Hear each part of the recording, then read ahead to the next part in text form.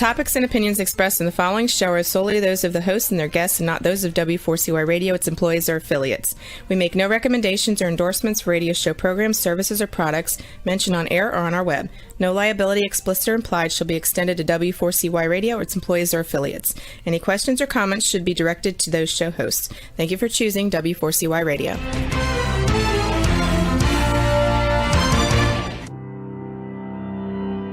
Welcome to Leadership for Life with Gina Gardner on W4CY Radio and Talk4 TV. Join your host, who is a multiple #1 international best-selling author, motivational speaker, empowerment and transformational leadership coach and trainer. She's the founder of Genuinely-You and has 30 years experience of helping people step into their genuine, authentic power. And now, here is Gina Gardner, your host of Leadership for Life. Hello there, and welcome to today's show. How much do you value your health? I mean, really value your health. One of the things that strikes me when I talk to people, and certainly my own experience, is I didn't really value my health until I had a problem with my health. Those of you that know the story know that I fell a very long way down a mountain, and my health from that point on has been a challenge. But how many of you think about your health only in terms of going to the doctor for your annual checkup, and you don't actively seek to support good health? And I'm talking about physical, mental, emotional, and spiritual health until something goes wrong.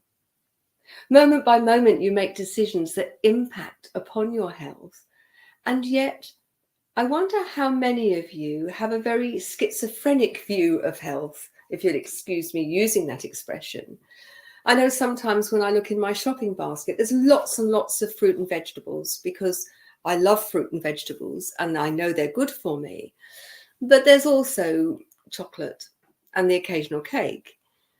And I wonder how many of you, as you listen to this, are really taking responsibility for the decisions that you make that seemingly seem innocuous. So let me give you a couple of examples.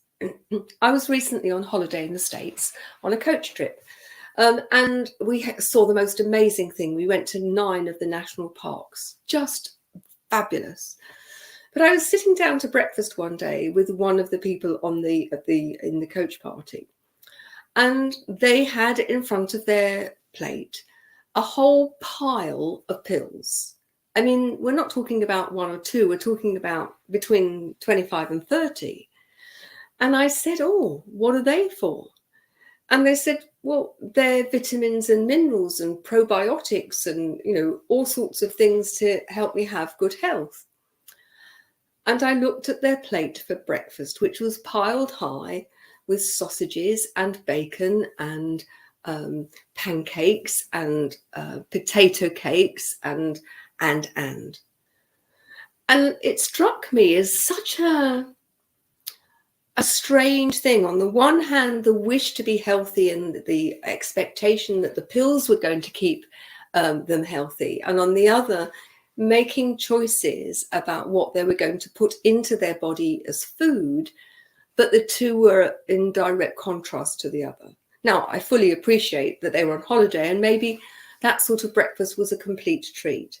However, the person was actually very, very overweight and had difficulty walking any distance, and they were wheezing, so breathing was obviously not particularly easy. And I didn't say anything, but my question was, how much do you value your health? What decisions are you making on a day-by-day basis about your health? Now, that's to do with your food and your diet, but what about the diet of things that you watch or you listen to? What about how you spend your spare time or who you spend your spare time with? Because all of these things have an impact on your well-being and on your health. Now, my guest today, Alessandro Furillo, is an amazing guy. And I met him first through an organization that I belong to called Collaboration Global. And Jill Tiney, who was the founder of that, has been on the show. Now, whenever we have a meeting, Alessandro starts off the meeting with just 2 or 3 minutes using a technique called Qi-gong, which until I met Alessandro, I had no idea what it was. And I'm going to bring him in after the break, and we're going to talk about how he found Qi-gong and how it's changed his life and how he now helps many, many people change their lives. But for our meeting, he just spends 1 or 2 minutes, maximum 3, of just taking time to step off the busy world and to just be, to breathe and to ground oneself. And what's really interesting is that people come to the meeting and they're very often, rushing from one thing to another, and they come and they're all a bit frazzled. And within that 2 or 3 minutes, everything changes. And there's quite literally a gear change in the energy, and people just settle. It's a powerful technique based on a very ancient way of being. But before we go to the break, I want you to consider, how do you value your health? If you were to make a list of your values, where would it be? Because, in the Western world, we spend billions of pounds on preventative medicine and vitamins and minerals. And yet, why is it that so many people are obese or have type 2 diabetes, which we know has a very strong link with your diet?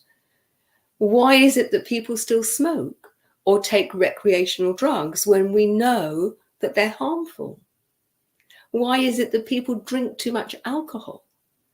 And I think these are very complex questions. And for me, with the people that I've worked with over the years, the one common denominator, I think, with people who don't look after themselves properly is they don't have a great relationship with themselves. Because if you truly love and appreciate who you are, you will want to look after yourself. And that means being loving, but not indulgent. Now, I'm not preaching at you. Please don't think that.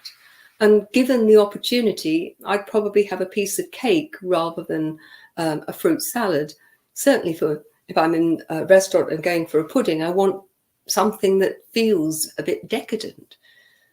But ultimately, I recognize that my health is my responsibility. And if I want to live long and live healthily and long, then the decisions that I make moment by moment, years and years before age get you, make a huge difference.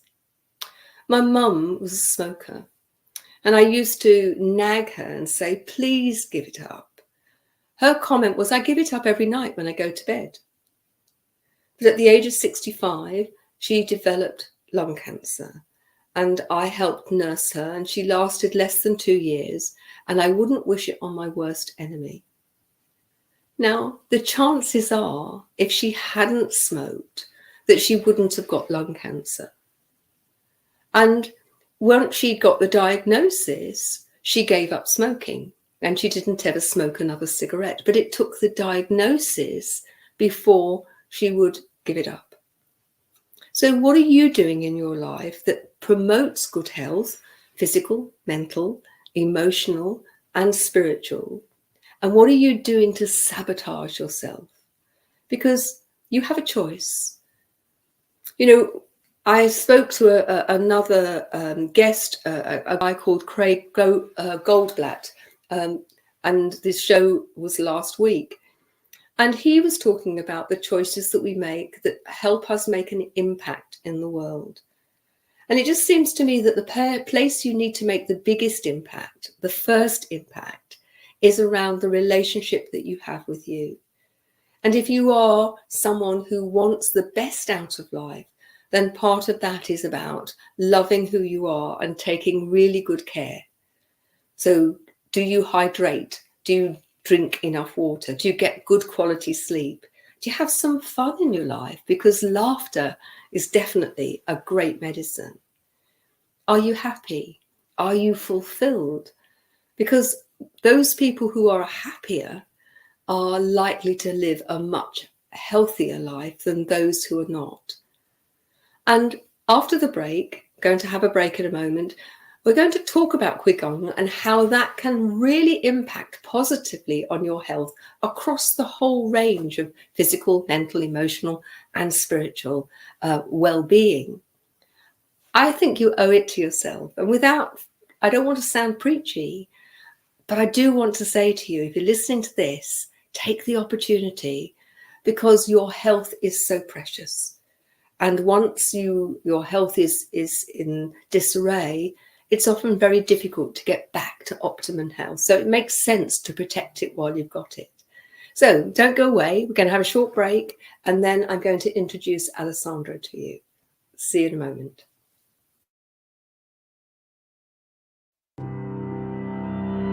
You have been listening to Gina Gardner on Leadership for Life.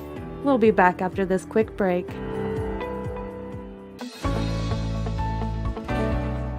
Want to get the best out of life personally and professionally?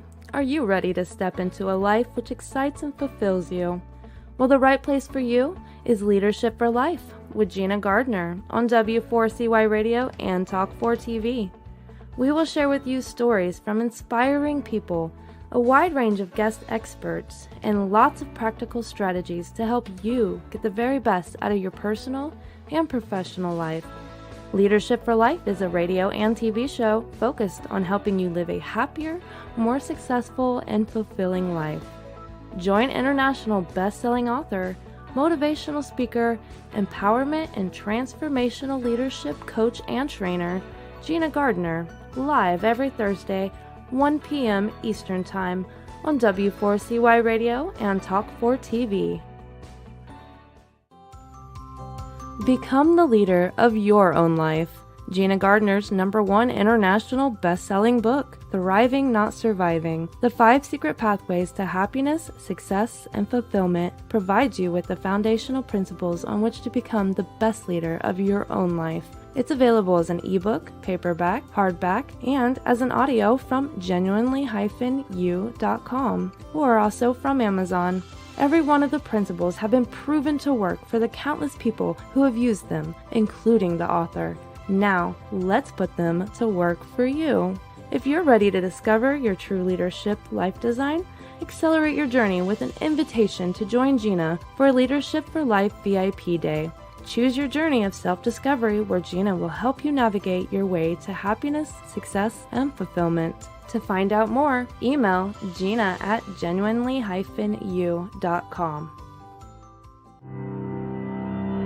Welcome back to Leadership for Life. Here is your host, Gina Gardner. Hello there. I want to tell you a little bit about Alessandro before he comes on the show. Excuse me, I've got a frog in my throat. I've not long had COVID and I'm still a bit hoarse. He had an adventurous childhood.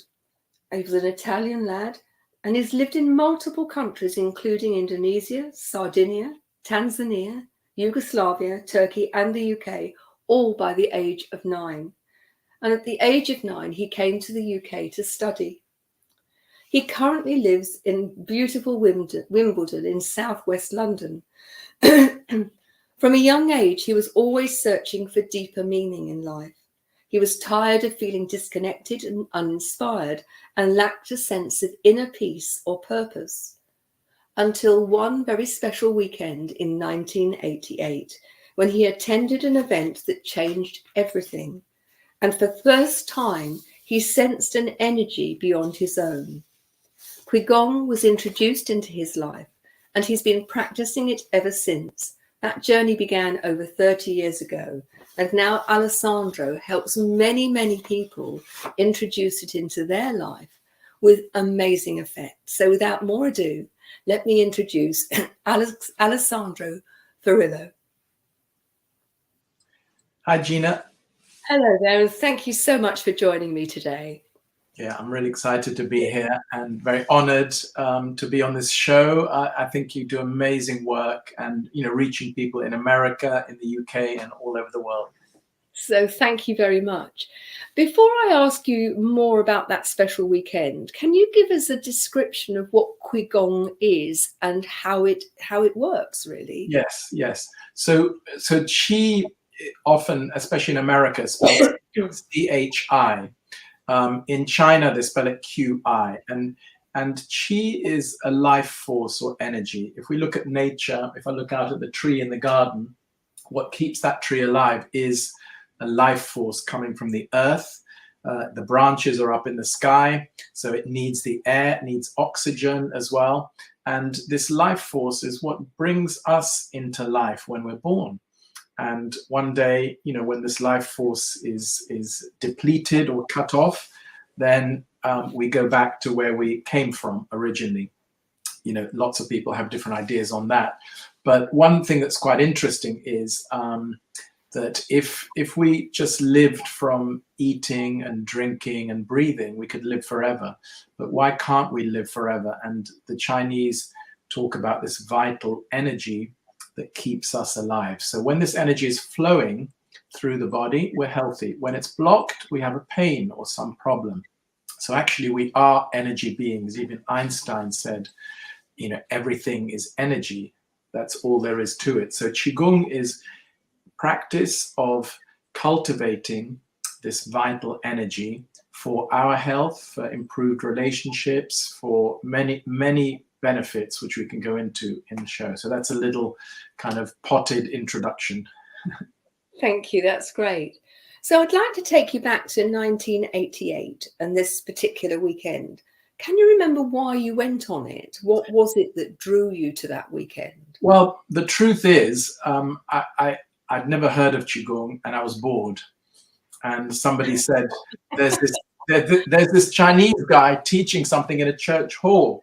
And I thought, all right, let me go and see this unusual man. And there were 6 people in the room. I'll never forget it. There was one lady who was very angry and was telling, who became my teacher, Mr. Zhijing Wang, that, could he sort out her back problem? And she was sitting in the chair very angrily. And the way he dealt with her was very kind of diplomatic and very, very nice. But her anger didn't really help her problem. And it made me just think, he's not a doctor.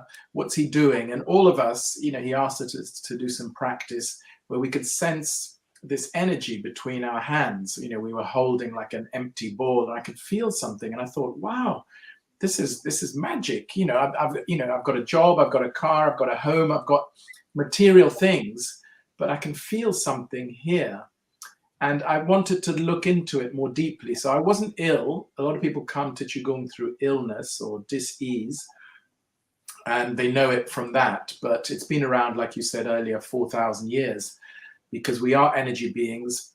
This was a study of nature, of the cosmos, of animals, of humans, and how we fit together in this natural world. So really, Qigong is a study of humans and nature and what's life about, and I wanted to study that further. So for 30 years, I've been following my teacher and have had incredible results around me, both with, observing how he helped people sometimes clear very serious issues. And obviously I'm careful not to make claims here, but also how it's helped me, especially during the lockdown period, to help people all over the world online with this incredible, simple energy practice.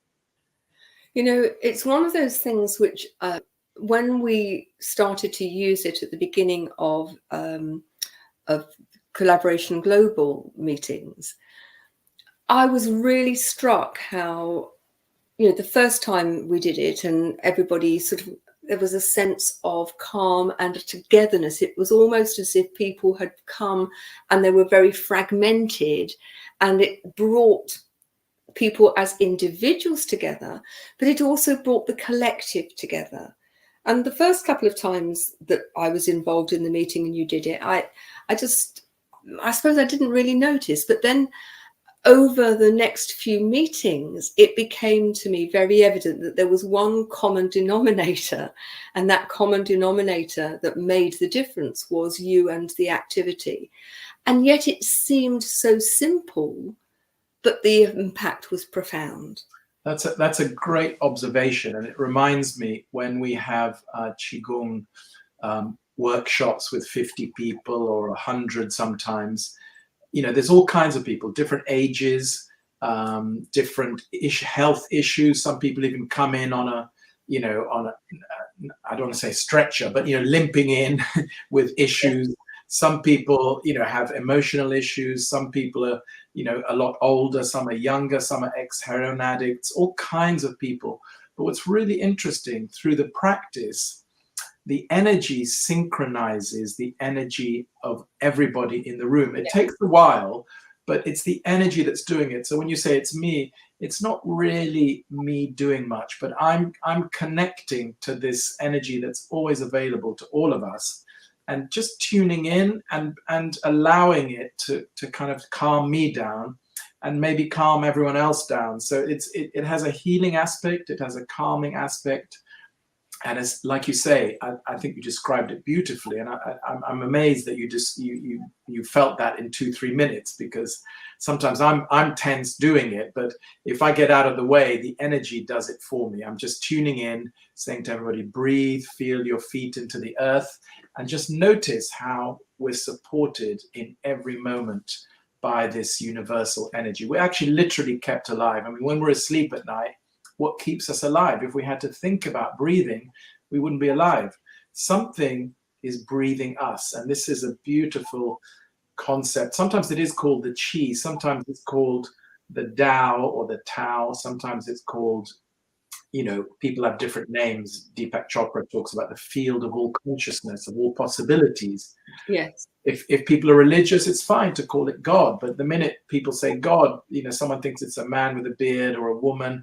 The minute we use the word, it gives us these funny pictures. So it's something mysterious that the minute we name it is beyond that, but it's beyond us. Something beyond us is keeping us inspired, alive, joyful, healthy, relating here. I mean, this is magic that we're talking through screens in different countries. I think this is, to me, this is an energy as well. Everything is. I find it fascinating how, first and foremost, this higher power, this power that's outside of us, that is so hard to define. And for some people, that's very much around organized religion. But for me, each person's perception of it is like the facet of a diamond. Each face of the diamond may present differently, but for me, it's all part of the same thing. Yes. And ultimately, I think, well, there's so much, isn't there? But a lot of your work, that I've experienced, has been about breath. Mm-hmm. And I think we take breathing for granted. As you say, we breathe, but we're not conscious of, breathe in, breathe out, unless you have asthma or something like that, or a chest infection. Then suddenly you become very aware of your breathing, don't you? But most of the time, we don't take any notice.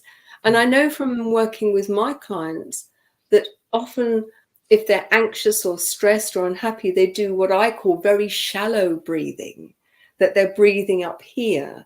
They're not actually taking breath right into the guts of them, if you like. Yeah. And I'd be really grateful if you could explain to us why the breath work is so important and how people can improve that. Yeah, I mean, we can do it if people are listening, they can do this at home while I'm talking about it. But basically, when we're born, young babies breathe from the lower abdomen, just around the belly button or below the belly button area. And if you observe a small baby, the breath is just, opening, closing. That area is expanding, contracting, expanding. As adults, as you said rightly, when we get anxious or when we're worried about things, we tend to either hold the breath, so that's not very good because we're not oxygenating the system, or we don't breathe very efficiently. So we might sigh. Sometimes you hear people sighing, and then they remember they have to breathe in again. They're kind of just keeping themselves alive, just about. So while we're listening, we could put the hands just on the lower abdomen, everybody. just below the belly button, and sense this area. This is our main energy center, not just in Qigong, in all the traditions. And if we can sense the breath down here while we're listening, we'll go into a more relaxed state and oxygenate the system. So a good way of sensing it is if we gently press down just below the belly button, empty this area. It's like clearing this area of the breath. So breathing out as you press down, breathe in gently, feel this area expanding a little bit.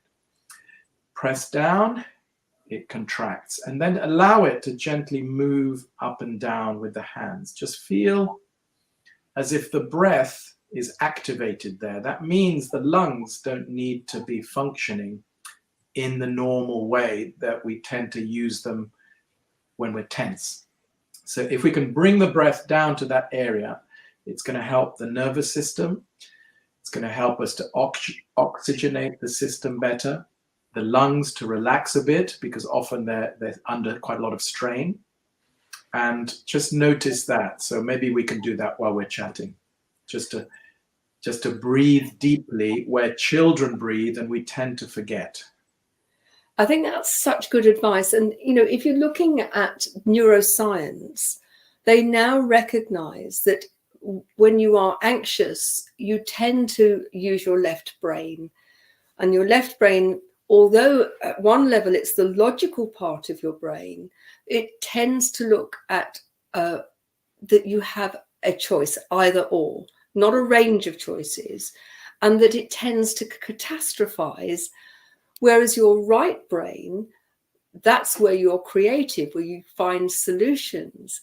And what you've just described is exactly the same as those who are into neuroscience talk about. If you want to get into right brain solution finding land, then breathe deeply, breathe gently, but allow yourself to oxygenate the body in a way that activates the right brain. I find it fascinating how so many of these things overlap and are reinforcing how important they are.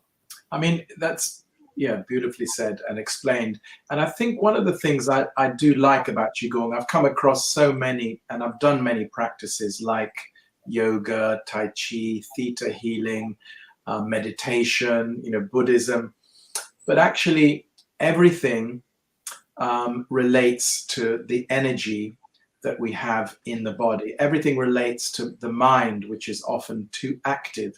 So when we bring the breath into the body and embody the energy, all these practices actually function in that way, that our health improves, the mind can rest a little bit, and we can align the mind and the heart and the body. Those three, when they're aligned, is what all the spiritual practices in the world are aiming to do. But we can take control of our health relatively easily with a simple practice like Qigong, because firstly, it's not religious, and it's not, a kind of philosophy. It's a natural way of being. And that's what I like about it. So anything I've ever come across, I can do it and bring my Qigong experience into it. I've done yoga, and it's really helped me with yoga because I am a bit more open and flexible as a result of Qigong. So it doesn't contradict any other practice. So people can take these principles on without giving up what they already believe. That's what I like about it. Whereas some practices,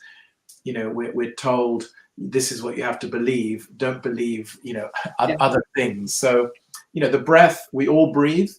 We're all connected to the earth. We came from the earth. We're going to go back to the earth. These are all scientific things we can't deny. So, It just seems to me, as you say, a very natural practice, that it can't do you any harm. There is nothing about it that will harm you or anybody around you. And so many other things that there is the potential for harm. I'd be really grateful. Can you, right at the very beginning, you said that, it can impact positively on a whole range of things. What sort of things do people visit you, work with you for? What do they bring to you, your table? So actually, this is a good question. And recently, I think because of the pandemic, A lot of people seem to have energy issues. Sometimes they call it, long COVID. In the UK, maybe in America as well, they have something called ME, which is when the body has no energy at all. And a lot of people with, I'm not going to use these names because I don't like when we're labeled.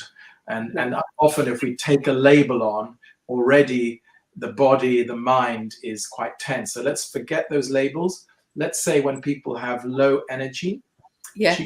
Qigong can help to put a spark back into the cells. It's almost like waking the body up and reconnecting it to the source of energy that gave us life in the first place. What often happens is our energy system maybe is a bit disconnected, and therefore when we get ill, everything is contained in this small body. But what if we're connected to the earth at every point? I mean, I'm sitting here, my feet, I feel like are strongly rooted into the earth.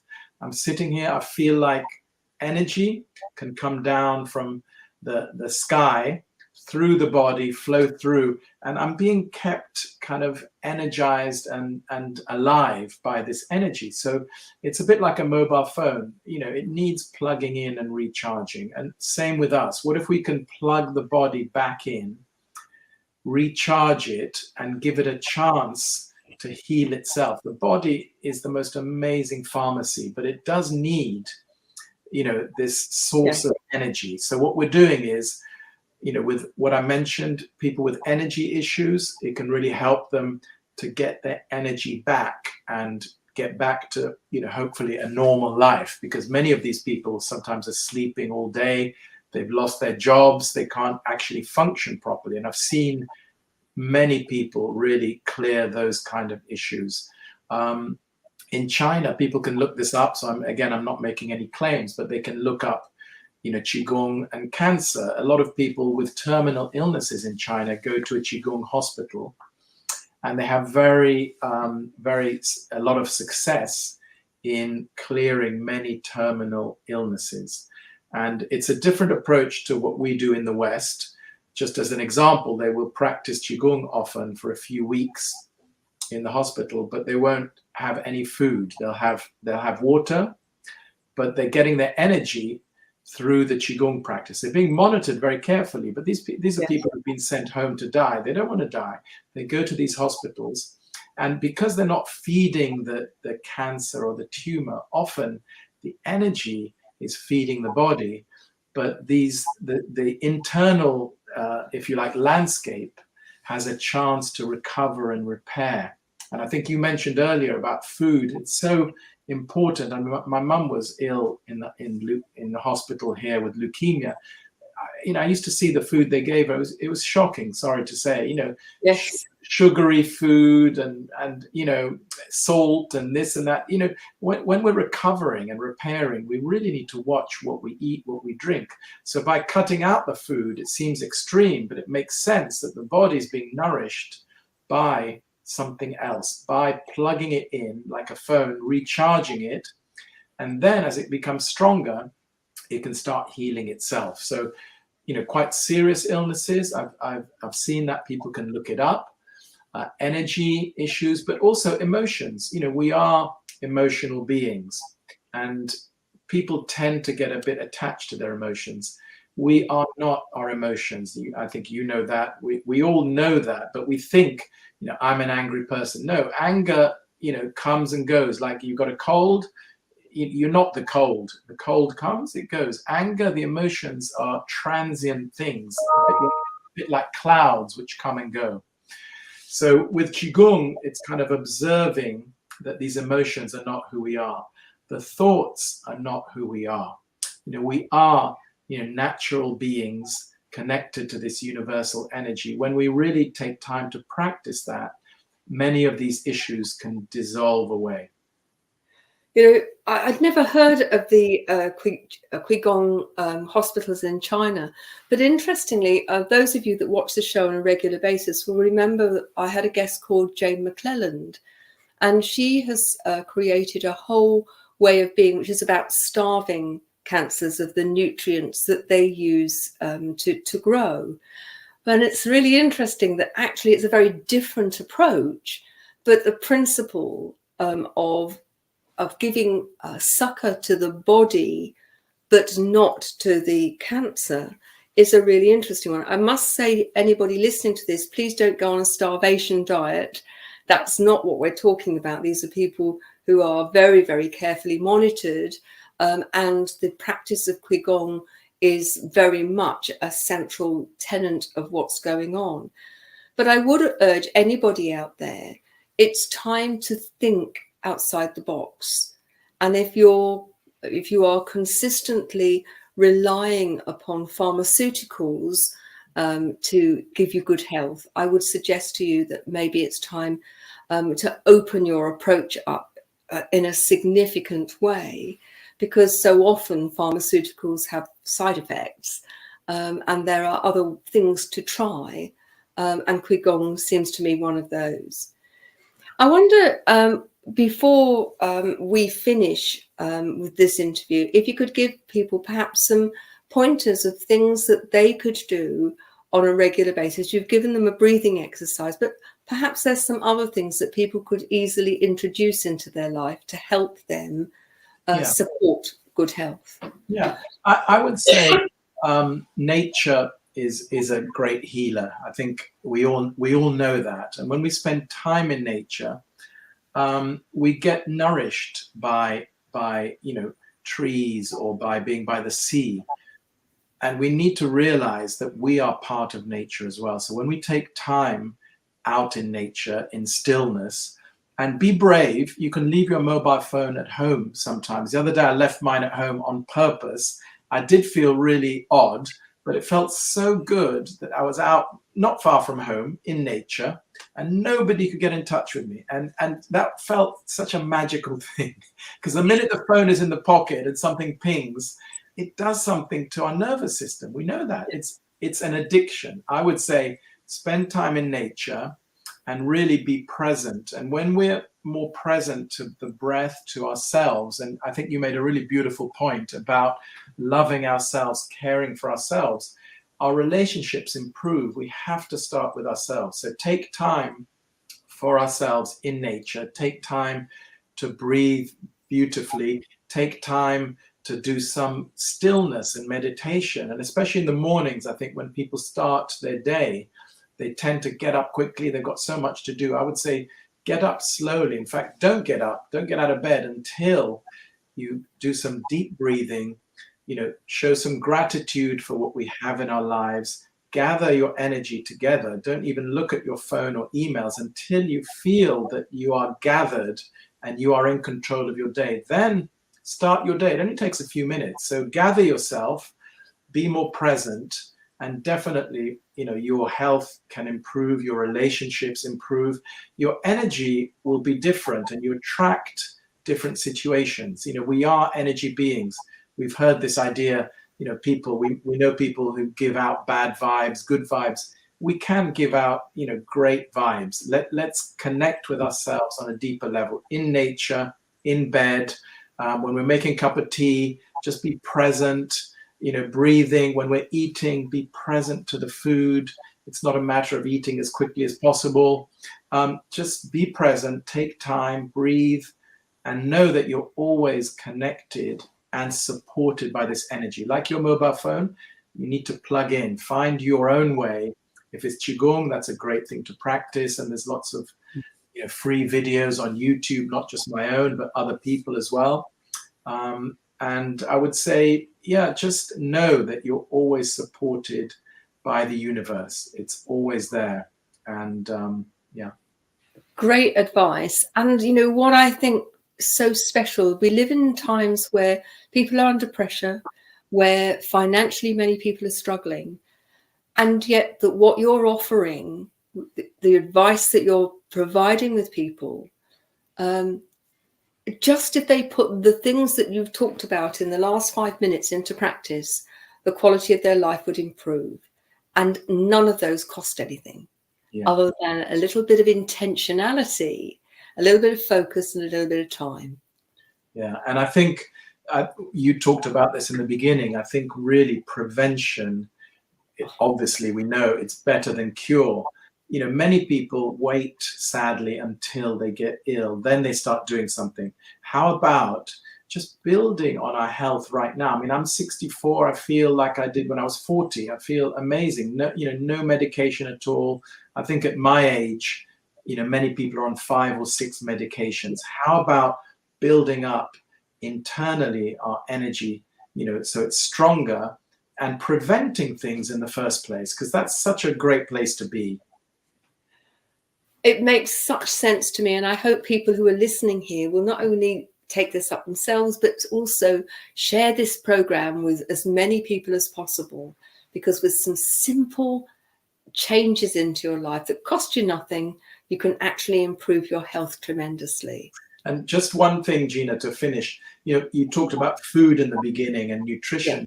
Qi, energy is in food, of course. Yes. So, for example, the energy in steamed broccoli or spinach is 10 times greater than the energy in an old piece of meat, for example. It's kind of obvious. That thing's dead.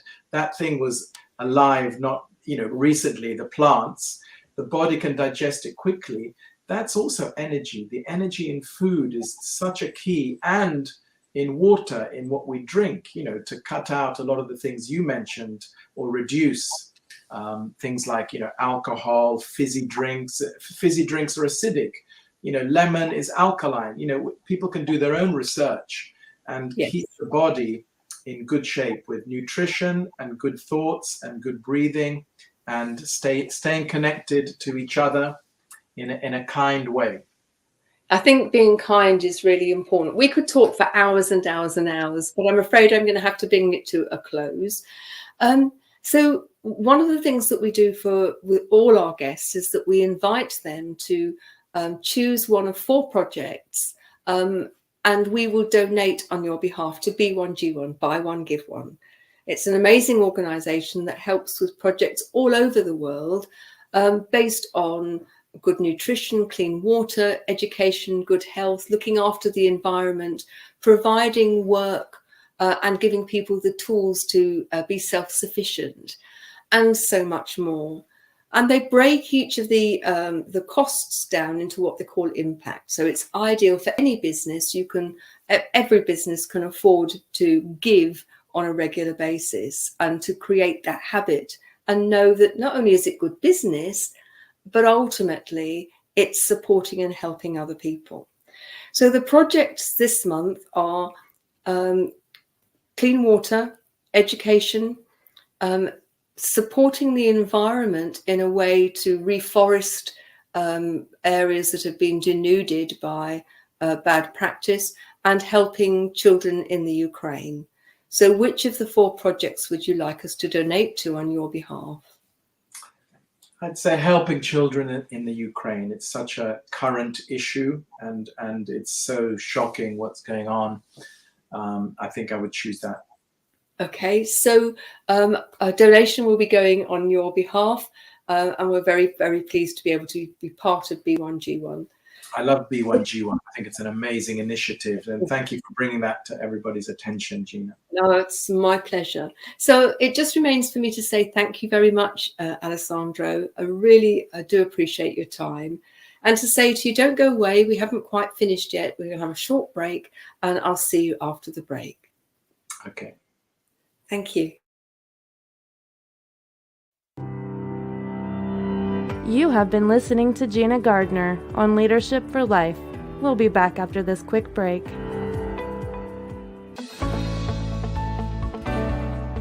Want to get the best out of life personally and professionally? Are you ready to step into a life which excites and fulfills you?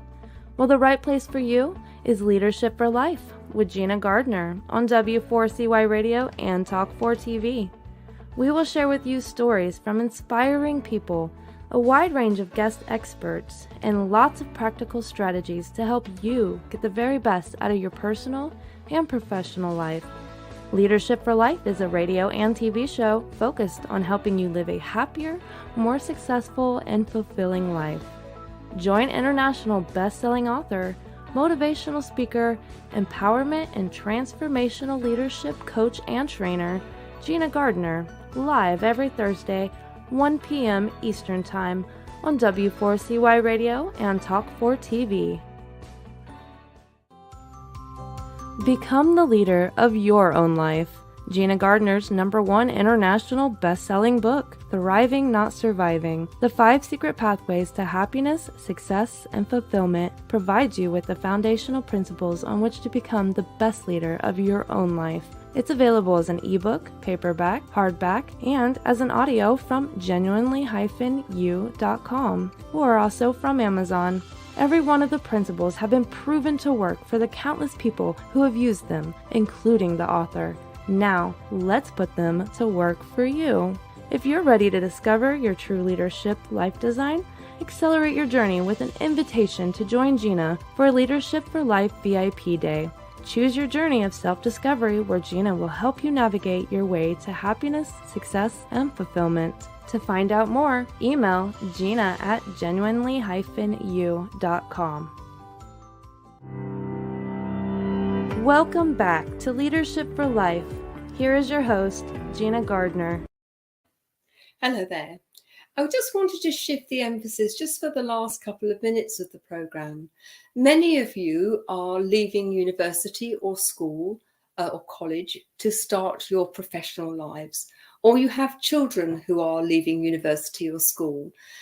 And it's a really critical time. If you make a great start professionally, then your career gets a kickstart. And so I've written a book which is based on nearly 40 years of experience of helping people develop as professionals and as leaders. And the book, Kickstart Your Career, sets out for you how you can become the consummate professional very quickly. It takes you through creating your CV, interview technique, and then how you can turn up in those first few weeks to be seen to be someone who has really got potential. How you can chair meetings, how you can start to manage your boss, because leadership is not about just managing down, it's about managing across and managing up too. It's very inexpensive. It's available on Amazon. It's called Kickstart Your Career. If you are wanting to be a leader, you're an aspiring leader, and you want promotion more quickly, or you are a leader and you've been promoted because you're good at sales, but actually leading people is like herding cats, then there is a book called Manage Your Staff More Effectively. And there are a number of other intentional journals designed to help you with your career. So Kickstart Your Career and Manage Your Staff More Effectively, I would say to you, are really, really helpful. And you'll find those on Amazon. Ultimately, it's up to you whether you demonstrate your potential or whether you remain the new person who's got to be supported for longer and longer.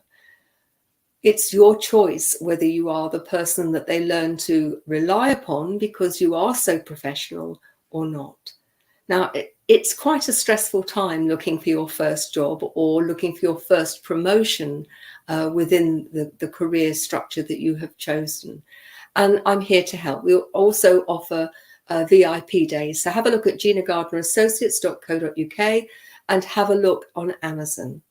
Thanks for joining me today. Alessandro has been a brilliant guest, and I look forward to seeing you on the next show. So you take care. Bye-bye now.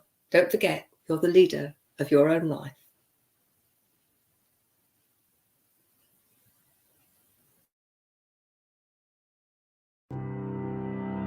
You have been listening to The Leadership for Life with your host, Gina Gardner. Make sure you tune in to W4CY Radio and Talk4 TV next Thursday and every Thursday at 1 p.m. Eastern Time for more Leadership for Life. If you missed any part of this episode or just want to hear or see it again, you can find the archive of the TV show on Talk4 TV's YouTube channel and the podcast of The Leadership for Life on iHeartRadio, Pandora, Spotify, Amazon Music, and wherever you listen to your podcast.